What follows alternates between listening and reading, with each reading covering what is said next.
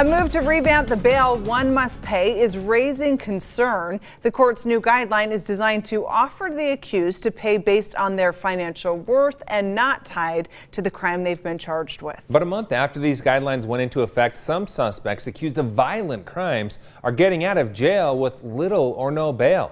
For every crime, there's a story, and the truth matters. Here's ABC4 Senior Crime and Punishment Correspondent Marcos Ortiz with tonight's Justice Files. It's a new law passed by the legislature to make bail more affordable to those who can't pay. But it appears there's some consequences.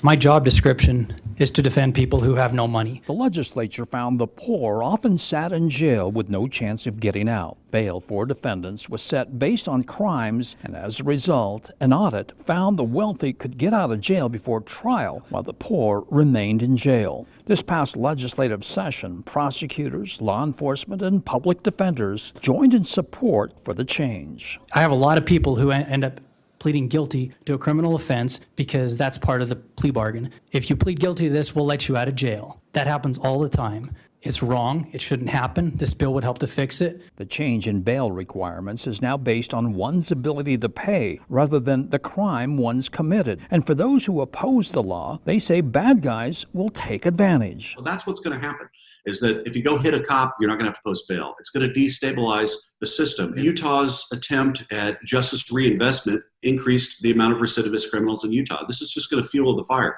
The new law caps bail at $5,000, but judges do have discretion.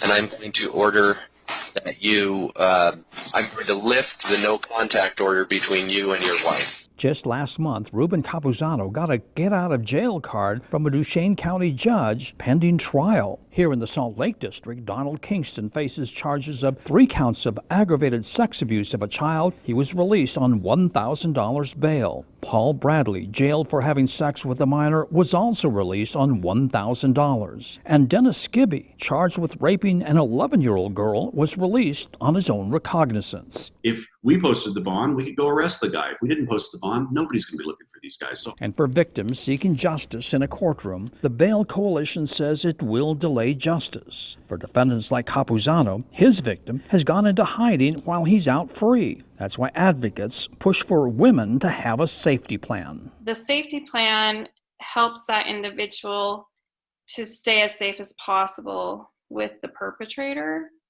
And it can also be used to keep them safe when they're not with the perpetrator. The Bail Coalition thinks this law is unconstitutional and may challenge it in court. Now, judges do have discretion, and recent murder cases show that bail for these defendants is still very high.